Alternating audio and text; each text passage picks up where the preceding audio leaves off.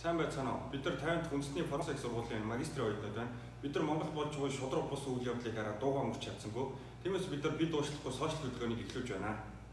Жижиг дунд үйлдвэрлэлийг хөгжүүлэх сангаас эрх мэдэл албан тушаалан ургуулсан хамаарал бүхий компаниудаараа дамжуулж зээл авсан улсын хурлын гишүүн энэ хоёр Учрал, Оюун дээр, Батзориг, Батнасан, Болорчулан, Ундрмаа, ерөнхий прокурорын орлогч Амгаланбаатар, барилга бот байгуулалтын дэд сайдл Хамсүрэн, улсын ерөнхий аудитор Хүрлбаатар, тагнуулын ерөнхий газрын дарга Хасан Хурц, мэргэжлийн хяналтын ерөнхий газрын улсын байцаагч Хонгорзур, Улаанбаатар цахилгаан төгөөс сүлжээ төвөмж тэнцэл компани гүйцэтгэх захирал Баяр сайхан мөн 2014-өөс 2016 онд сонгон шалгаруулалтгүй хүүгүй хугацаагүй зээл олгосон тухайн үеийн ажилтны сайд өнөөгийн улсын хурлын арчилсан намын бүлгийн дарга Эрдэнэт нарт ёс зүйн улс төрийн хуулийн хариуцлага хүлээхийг бид үүгээр дамжуулан шаардаж байна.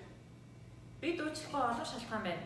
Эдгээр хүмүүс Монгол улсаас ажлын байр, эдийн засгийн өсөлт, экспортын орлого, цаг хугацаа, хамгийн багадаа мянгаад хүн амьдралаа залгуулах нөхцөл зэрэг олон боломжуудыг биднээс хулгайлсан. Хулгайч төрийн ордонд биш, шоронд байх ёстой. Татвар төлөгч бид та нарыг тэжээж чадахгүй. Бид тийм улс төрийн үеийнхэн биш. Ёс зүйн улс төрийн хуулийн хариуцлага хүлээлгэх шаардлагыг дэмжиж бидэнтэй нэгтгэхийг дараах хүмүүс уриалж байна.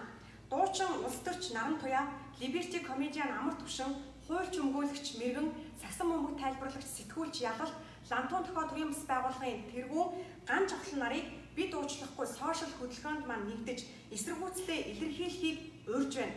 Мөн энэ хөдөлгөөнд хинч нэгдэж эсэргүүцлээ илэрхийлж болно. Бид уучлахгүй.